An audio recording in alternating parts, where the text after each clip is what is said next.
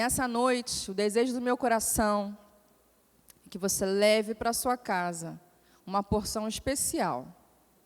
Para que você saia dessa noite aqui um pouquinho mais, com a sua fé um pouquinho mais acrescentada e com a sua esperança um pouquinho mais fortalecida. Para isso, nós vamos começar refletindo no texto de Isaías, que é uma promessa para a sua igreja. Abra comigo Isaías capítulo 11. Isaías capítulo 11. No verso 9. Nós estamos refletindo sobre fé, nós estamos refletindo sobre esperança. E esse texto em especial, ele traz para nós, ele alimenta a nossa fé e a nossa esperança. A palavra diz assim: ninguém fará mal nenhum, nem destruirá coisa alguma, em todo o meu santo monte, pois a terra se encherá do conhecimento do Senhor, como as águas cobrem o mar. E essa é uma promessa, e isso vai acontecer. Toda a terra será cheia do conhecimento do Senhor, assim como as águas cobrem o mar. E é com esse versículo, com esse sopro de promessa, que nós queremos meditar hoje no que Deus quer acrescentar ao meu e ao seu coração. Temos vivido dias onde falar sobre fé e esperança é um desafio, porque não são poucos as tribulações que a gente tem enfrentado. Cada dia é um leão e é um gigante, né? Cada dia é um leão que a gente mata, e aí quando a gente pensa que acabou, vou ter um tempinho tranquilo, e aí vem um gigante. Aí os dias estão bem difíceis. Quando você pensa que seu filho em algum lugar traz tranquilidade, e aí vem, às vezes, uma notícia mal, aconteceu alguma coisa, os dias têm sido mal. Muito mal. Quando você pensa que, de algum lugar, você vai alcançar algum benefício, alguma coisa boa, aquilo só vem coisa ruim, notícias ruins para você. Assistir televisão está muito ruim, está muito difícil. Tem pessoas que até estão deixando de assistir telejornal, porque não aguentam o tamanho de problemas e desastres. Então, os dias estão muito ruins, muito pesados. Quando passam-se alguns dias de uma tragédia, logo vem outra. E parece que não cessa, que não acaba. Então, falar sobre fé e esperança tem sido um desafio. Sabe por quê? Porque a nossa fé e a nossa esperança tem sido devorada como uma avalanche. Assim como foi lá em Belo Horizonte, né? A nossa fé e a nossa esperança tem sido devorada pelas dificuldades e pelas tribulações. Mas é interesse de Deus que você traga ressignificação nisso que você crê, na sua fé e na sua esperança. Por isso é um desafio falar sobre perseverança, é um desafio falar sobre promessa. Quando a gente fala, espera em Deus nas promessas, a gente faz aquela carinha assim, né?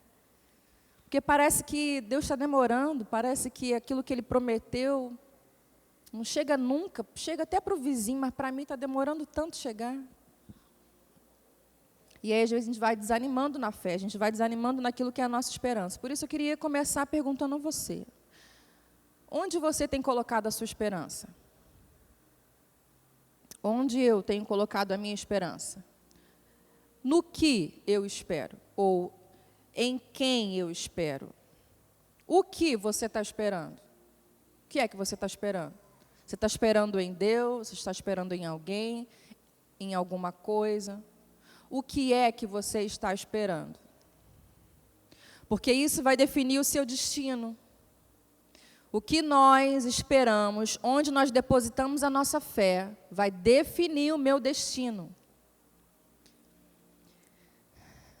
A nossa fé, a gente sabe que ela é a certeza. Amém? Fé não é dúvida, não é talvez, não é será que. Fé é certeza. A fé que nós temos, ela é convicção de tudo aquilo que Deus falou a meu respeito, a seu respeito sobre sua igreja, toda palavra que Ele disse, essa palavra vai se cumprir, ela é verdadeira, eu pego isso e tenho fé, eu creio nisso, porque Ele disse vai acontecer. Então, fé nunca é dúvida, nunca é, talvez um dia Deus faça. Fé é certeza, fé é convicção. Por isso, a nossa esperança está fundamentada nessa certeza. A nossa esperança está fundamentada nessa fé, nessa convicção. Mas quando essa fé é abalada? E quando essa esperança é abalada? O que acontece? Quando esse fundamento é abalado, porque nós, filhos de Deus, somos conhecidos por aqueles que esperam. Amém? Pelo menos eram assim os nossos corinhos antigamente, né? A gente cantava muito corinho que dizia assim: eu espero no Senhor, um dia Ele voltará para buscar a sua igreja, e assim eu espero, eu creio, Ele não tardará. Inúmeros corinhos. Eu lembro que na minha época, lá na minha congregação, meu pastor começava o culto sempre com corinho. Vários corinhos, e emendava um no outro, como se eles fossem costurados um no outro. Vários corinhos. Para quem não lembra dos corinhos, quem não conhece corinho aqui? Levanta a mão. Só a Vitória? Corinho. São essas canções pequenininhas, ritmadas, né? Repetitivas, e elas também são repetitivas. Geralmente a gente repete a mesma frase, né? Só que elas são carregadas com muitas promessas. São músicas curtas, às vezes elas se repetem, suas frases se repetem, mas elas são carregadas com muitas promessas. E antigamente a gente cantava mais corinho aqui. Eu acho que eu cheguei ainda a pegar um pouquinho aqueles senhores, na hora da oferta, da Santa Ceia, eles cantavam alguns corinhos aqui ainda, né? Cheguei a pegar um pouquinho aqui. Mas antigamente era assim, era muito mais fácil a gente recorrer a essa fé. As nossas canções eram muito mais cheias de promessas, de valores imutáveis, do destino eterno que é o Senhor. Mas porque a nossa fé e a nossa esperança, ela está se desvaindo, ela está se perdendo por causa das tribulações, das dificuldades que muitas vezes a gente vive e não entende. A minha vida com Deus, então, está em xeque. Aquilo que eu creio, aquilo que eu espero está em xeque. Porque nós, filhos de Deus, somos conhecidos por aqueles que esperam. Esperam o quê? O que você está esperando? Responde aí para você, para dentro de você. O que você espera? Nós somos aqueles que esperam no Senhor um novo céu e uma nova terra. Nós somos aqueles que outrora vivíamos no pecado. Antigamente, nós vivíamos escravos do nosso corpo. A gente se entregava a tudo aquilo que a gente queria fazer. Se eu queria beber muito, eu bebia muito. Se eu queria me prostituir, eu me prostituía. Se eu queria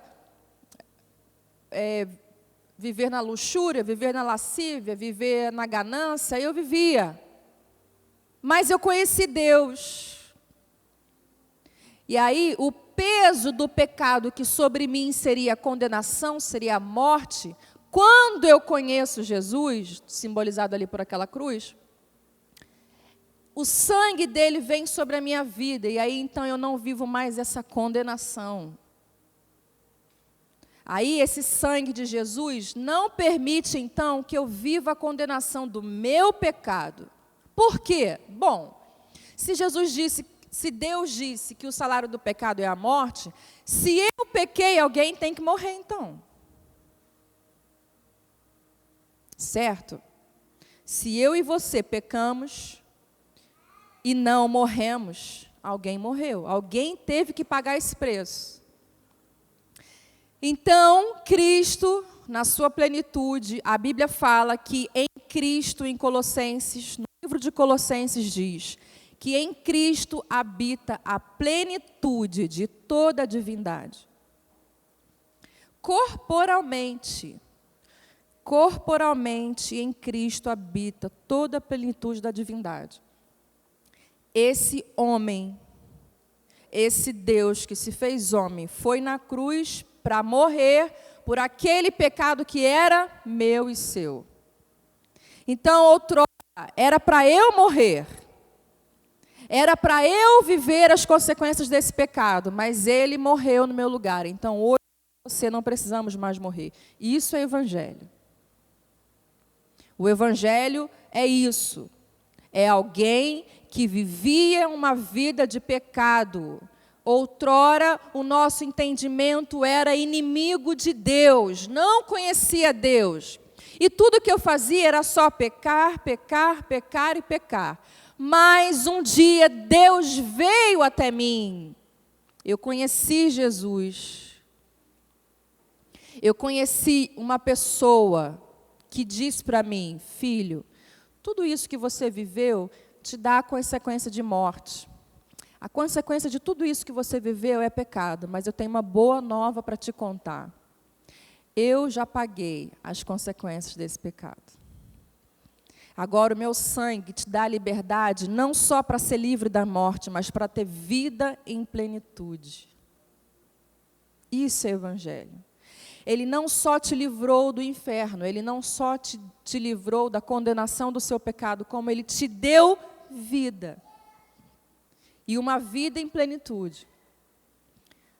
Por isso nós somos esse povo, conhecido por alguém que espera. Espera o quê? Não só espero salvação.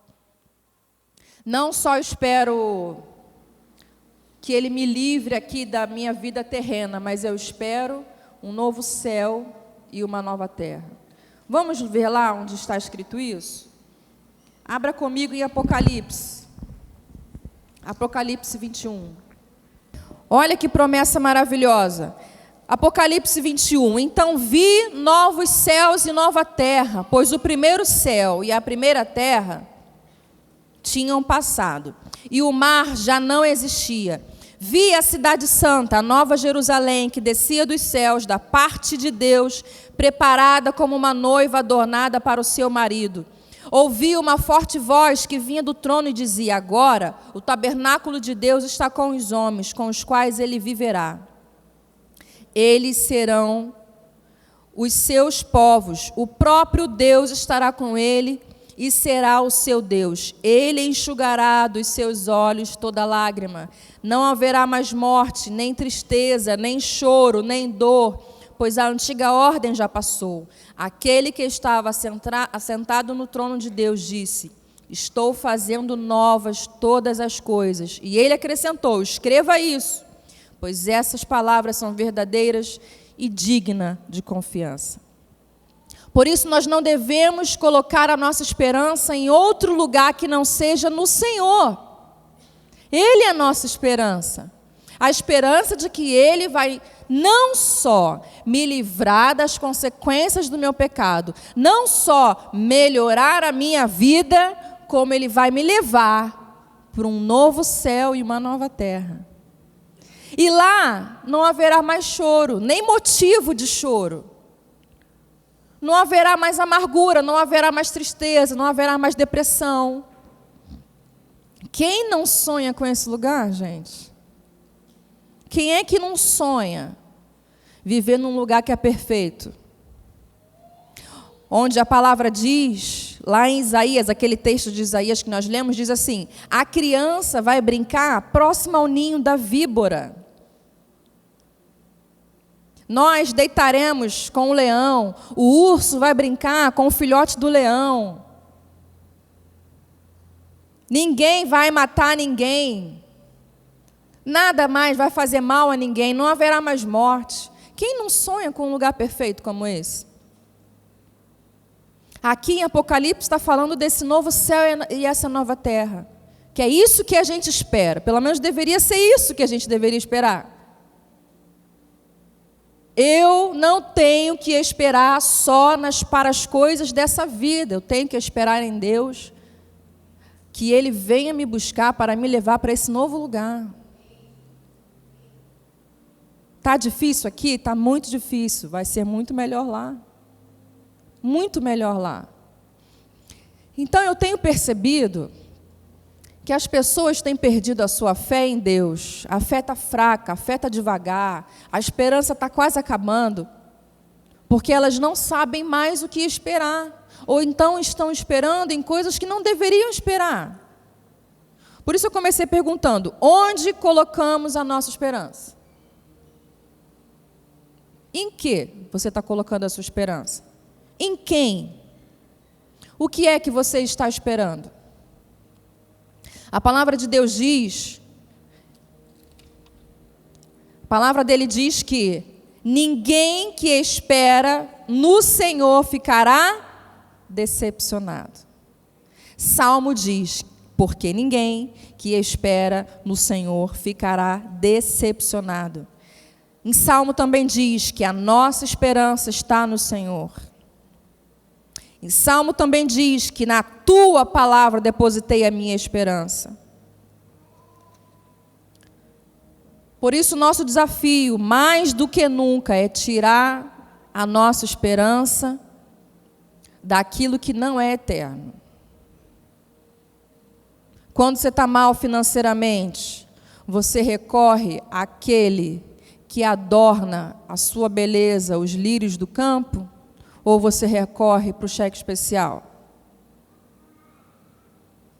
Quando os dias maus financeiros chegam e apertam a gente, você recorre a um agiota ou você recorre àquele que alimenta os pardais, as formigas e as borboletas?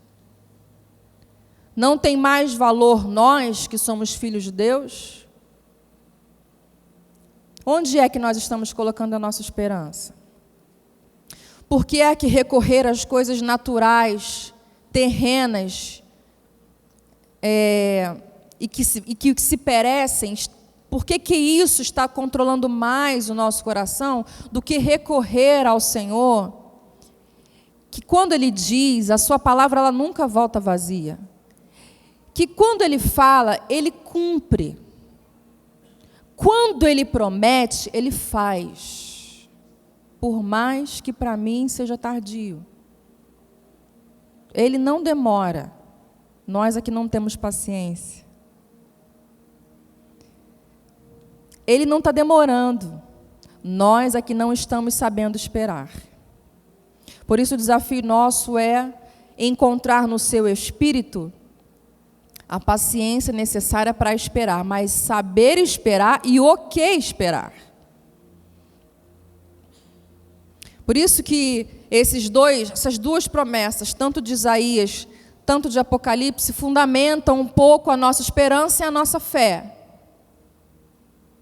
Está todo mundo aqui comigo?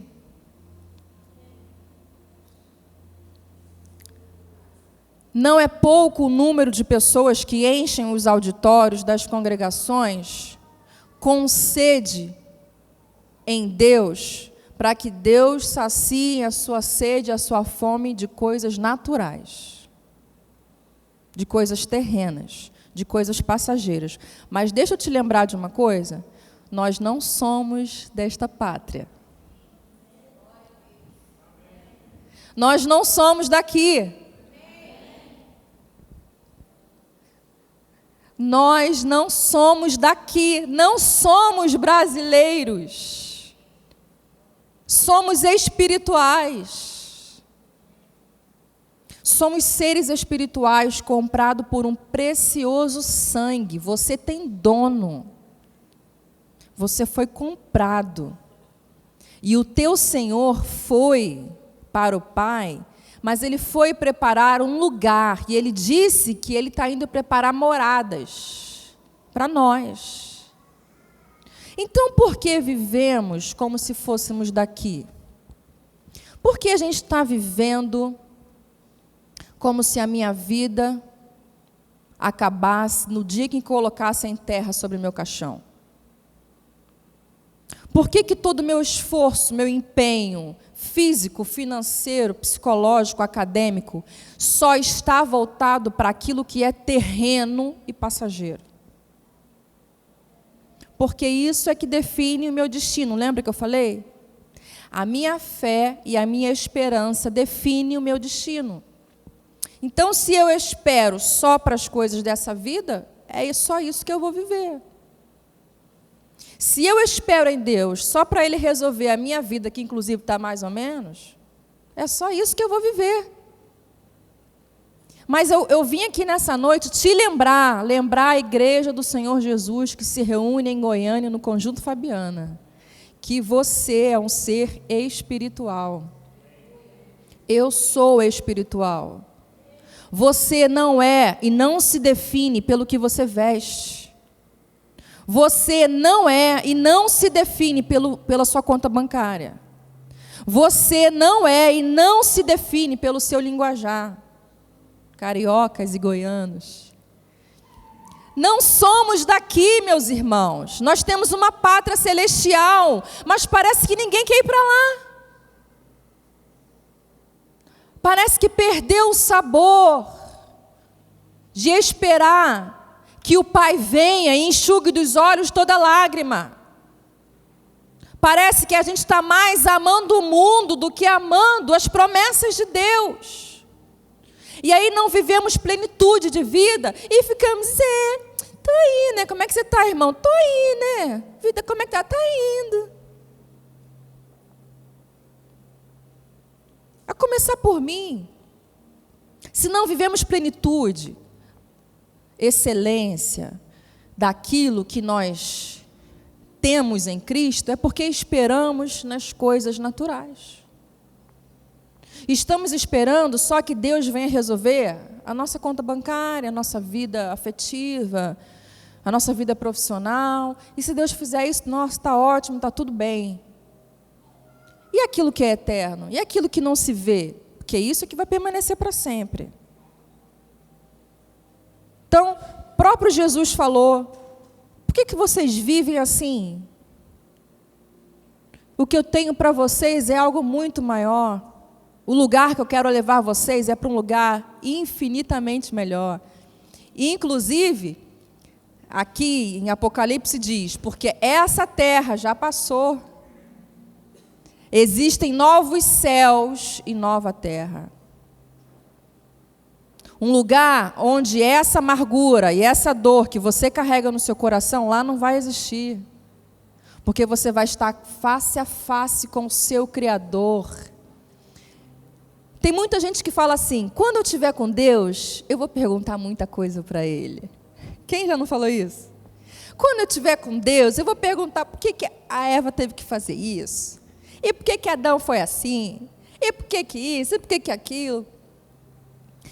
Deixa eu te falar uma coisa. Quando a gente está na presença de Deus, não existem nem perguntas. Porque eu sei que a minha condição miserável é tão grande que de mim naturalmente não flui nada de bom. E se por algum instante ou segundo eu consigo estar na presença dele, é pura graça e misericórdia. E aí você acha que eu vou ter coragem de perguntar para ele alguma coisa? Nós seremos cheios da plenitude de Deus. A Bíblia fala que quando ele vier, nós seremos como ele é.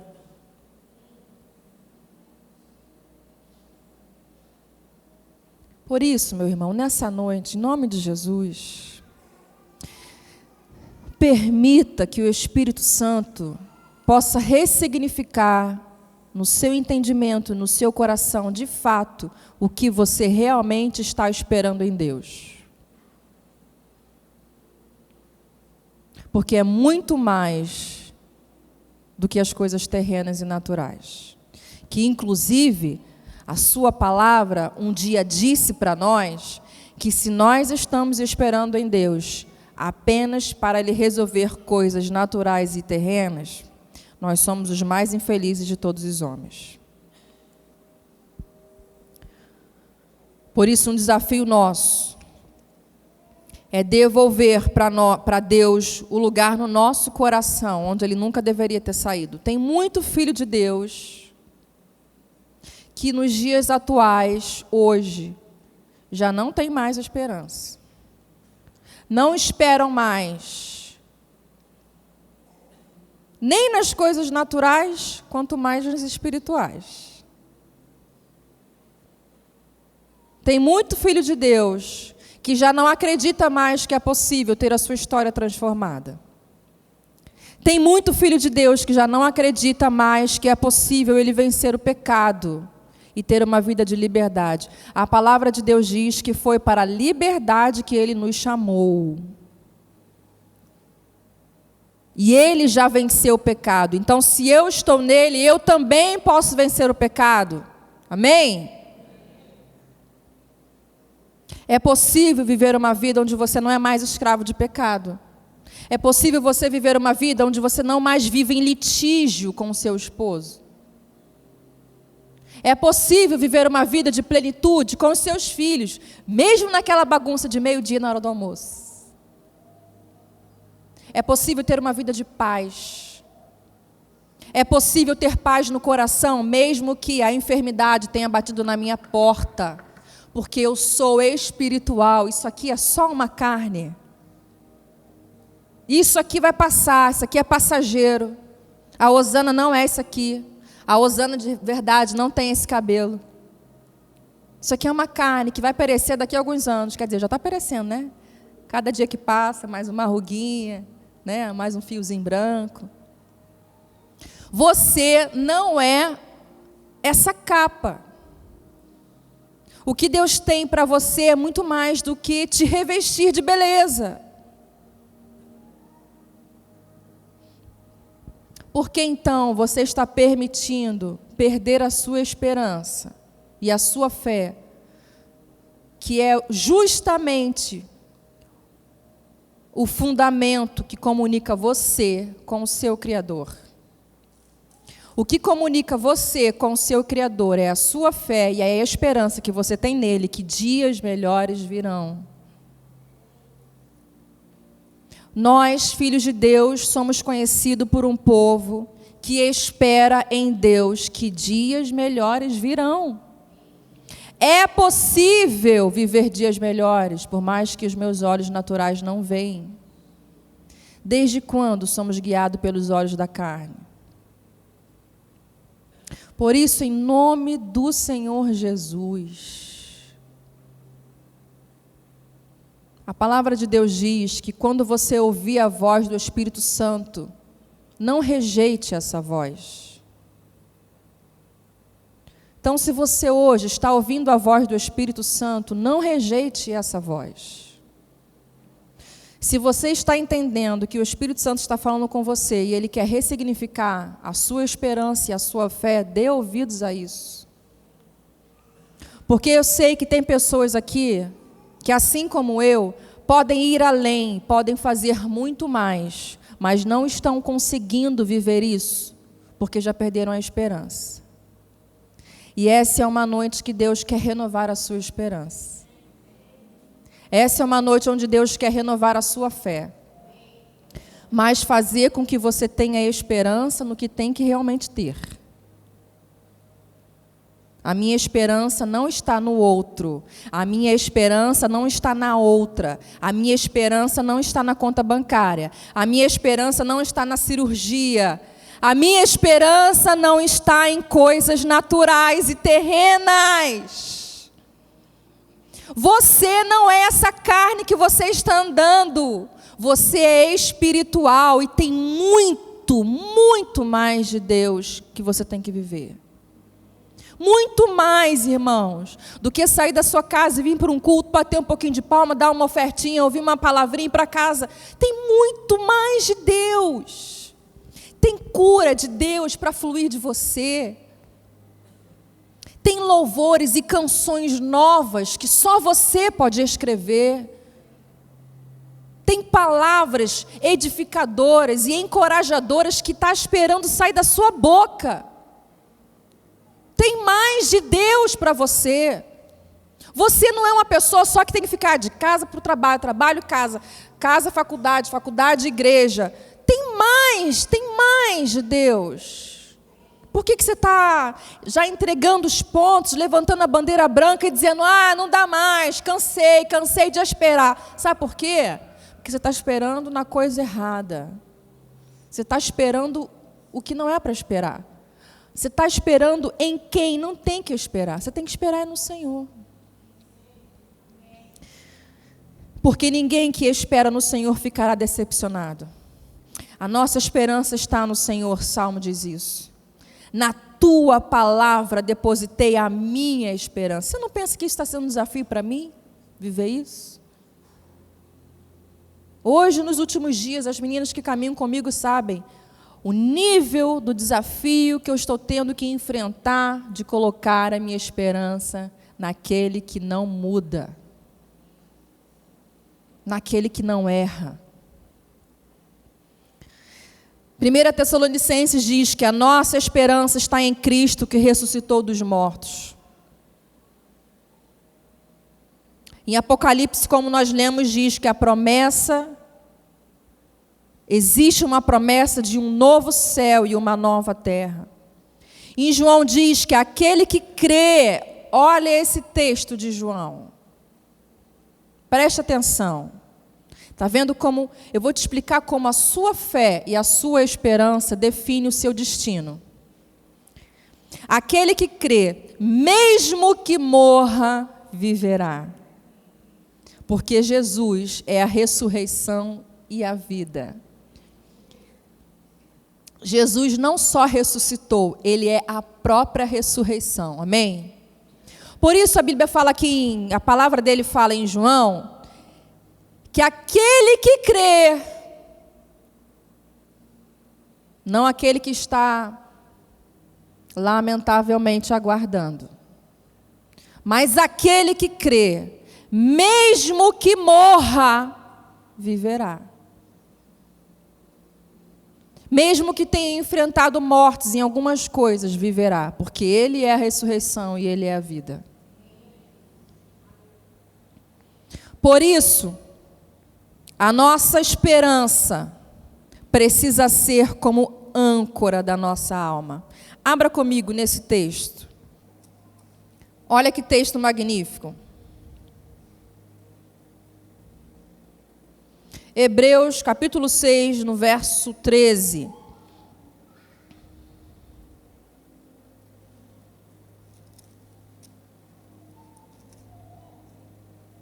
Quando Deus fez a sua promessa a Abraão, por não haver ninguém superior por quem jurar, jurou por si mesmo. A gente, quando vai jurar alguma coisa, tem que jurar em nome de Deus, né? Deus, não havendo ninguém superior a Ele, jurou por si mesmo, dizendo, esteja certo de que o abençoarei e farei numerosos os seus descendentes. E foi assim que, depois de esperar pacientemente, Abraão alcançou a promessa. Os homens juraram por alguém superior a si mesmo. Os homens juram por alguém superior a si mesmo. E o juramento confirma o que foi dito, pondo fim a toda discussão. Querendo mostrar de forma bem clara a natureza imutável de seu propósito para com os herdeiros da promessa, Deus o confirmou com juramento, para que, por meio de duas coisas imutáveis, nas quais é impossível que Deus minta, sejamos firmemente encorajados. O que são essas duas coisas imutáveis? A promessa. A promessa é imutável. Quando ele disse a sua promessa, ele não precisaria falar mais nada, porque se ele disse, vai acontecer. Mas aí então ele acrescenta a segunda coisa. Então agora ele está jurando. Então ele não só prometeu, e isso já deveria ser o suficiente para eu crer, mas ele acrescentou um juramento em cima disso. Para que, por meio de duas coisas imutáveis, nas quais é impossível que Deus minta, Sejamos firmemente encorajados, nós que nos refugiamos nele para tomar posse da esperança a nós proposta. Agora olha o 19, que é o que eu quero focar aqui nesse momento. Temos esta esperança como âncora da alma, firme e segura, a qual adentra o santuário interior, por trás do véu, onde Jesus, que nos precedeu, entrou em nosso lugar, tornando-se sumo sacerdote para sempre, segundo a ordem de Melquisedeque. Lembra que nós comentamos aqui que a nossa esperança e a nossa fé, ela define o nosso destino? Agora Deus está pegando isso que Ele prometeu a nós. Várias promessas na área financeira, na área afetiva, na área familiar, existem várias promessas. Só que nós somos como um barco, Ele está colocando a fé e a esperança como um exemplo de âncora. Então, se o escritor dessa carta está pegando a fé e está exemplificando a esperança como âncora, então ele está dizendo que nós somos como um barco. Mas ele está dizendo que as dificuldades da vida, então, não deveriam me levar de um lado para outro. Outrora eu estou ansiosa, outrora eu estou depressiva, outrora eu estou agitada, outrora eu estou melancólica. Eu não deveria estar sendo levada de um lado para outro como um barco à deriva. Nós, filhos de Deus, não podemos ou não precisamos ficar como um barco à deriva quando as tempestades e os ventos vêm. Porque o que me faz ficar seguro no lugar é a âncora que se chama esperança. Essa esperança é como âncora para a alma. Olha que palavra poderosa. Âncora para a nossa alma é a esperança que nós temos no Senhor. Então, quando eu espero em Deus, quando eu espero em Cristo, eu não sou mais levada de um lado para outro. Eu tenho até um limite. O meu limite é só até onde aquela corrente vai. Não é assim a âncora? A âncora, aquela peça de ferro, ela é presa ao navio por uma corrente. Então ela tem uma medida, amém? Os irmãos estão comigo ou estão com sono? A âncora, ela tem um limite de uma corrente, amém? Então eu posso ir só até onde essa corrente vai. Tem um limite. Então eu vou um pouco longe só por um pouco. A angústia do meu coração pode me levar para a tristeza só por um pouco, mas logo eu retorno para o meu Senhor. A agonia da enfermidade da carne, ela pode me levar para distante do Senhor só por um pouco. Tem um limite, mas logo eu volto para o meu Senhor.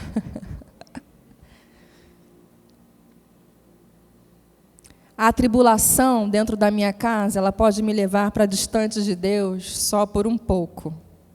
Mas logo eu volto para o meu Senhor, porque Ele é a minha âncora. E a esperança que eu tenho nele é a minha âncora, que não vai deixar o meu navio à deriva.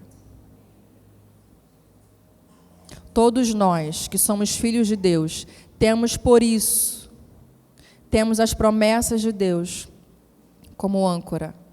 Essa esperança é a nossa âncora. Âncora para o quê? Para a minha alma.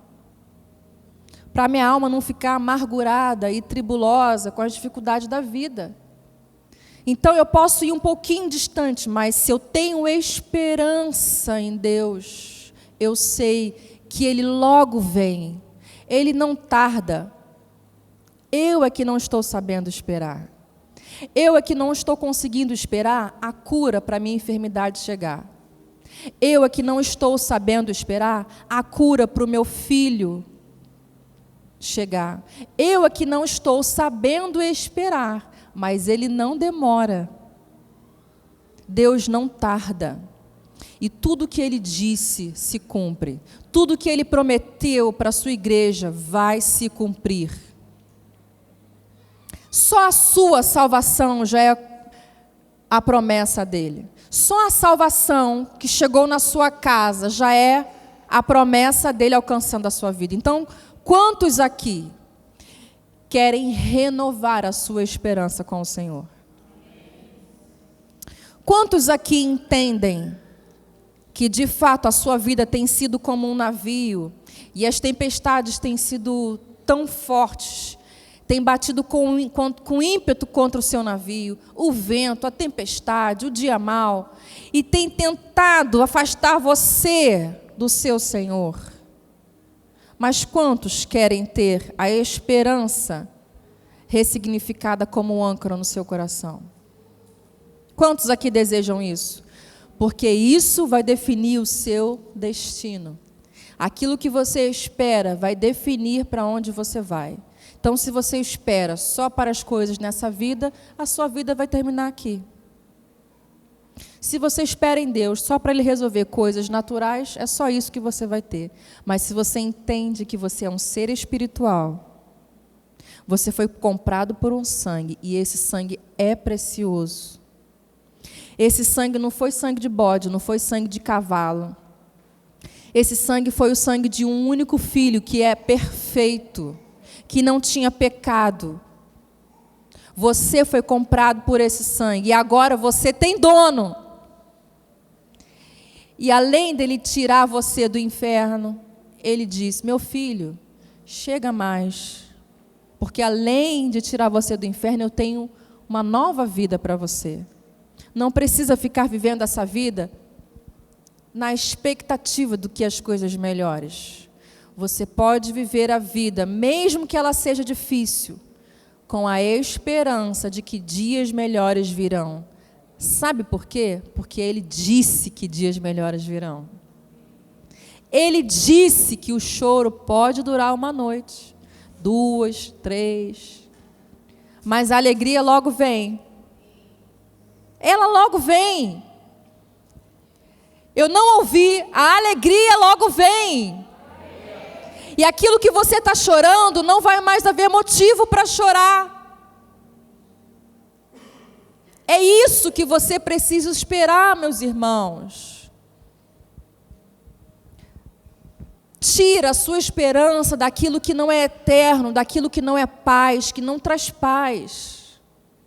Se está difícil, se está pesada, é porque você está esperando o que não era para esperar. Ou está esperando em coisas que não era para esperar. Eu queria então orar com você. Nosso tempo já está terminando. Eu queria orar com você. Porque eu sei que Deus pode mudar a história de pessoas aqui dentro só porque ressignificou o que seja esperança.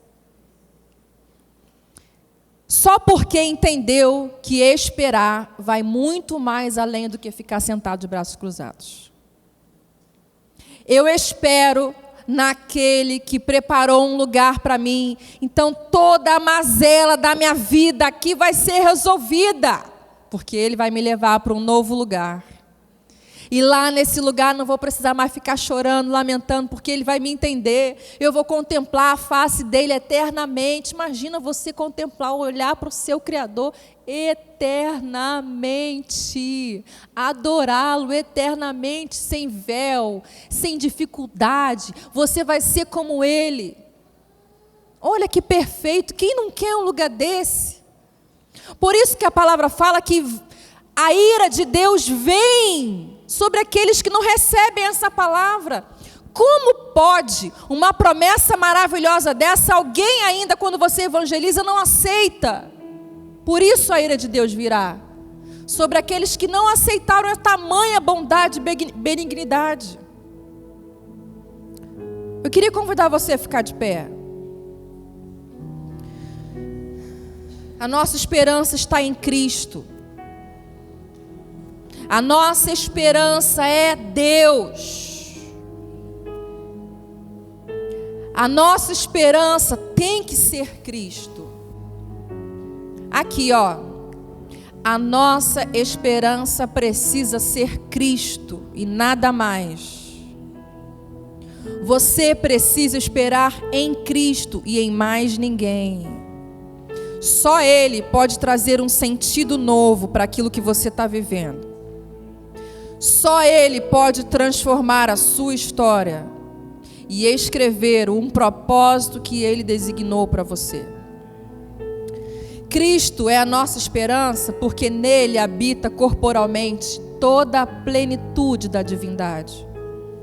Cristo é a nossa esperança porque o seu sacrifício foi perfeito. Ele era um homem que não tinha pecado e bastou ele morrer para que ele reconciliasse com Deus todas as coisas. Cristo é a nossa esperança porque ele morreu, mas ressuscitou. Ele foi no inferno. Você consegue entender isso?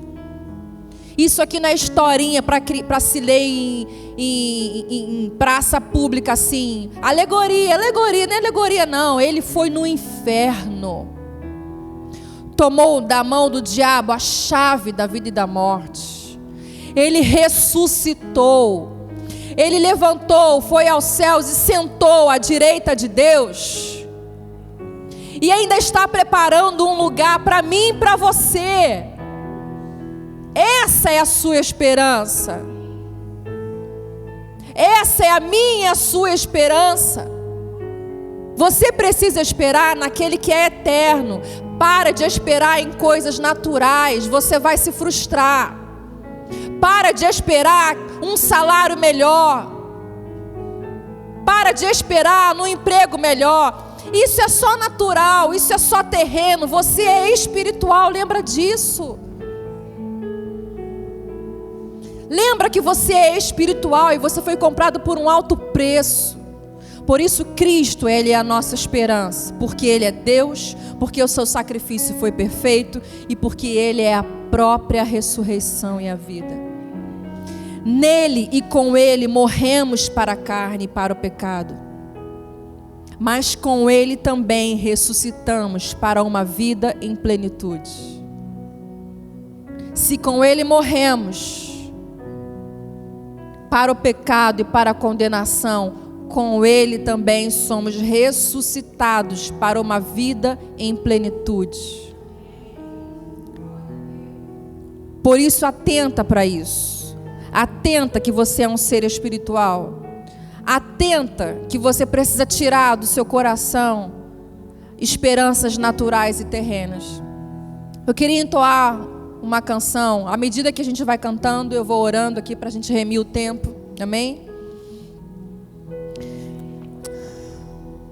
Que chama um adorador por excelência. Se você conhece, você canta comigo.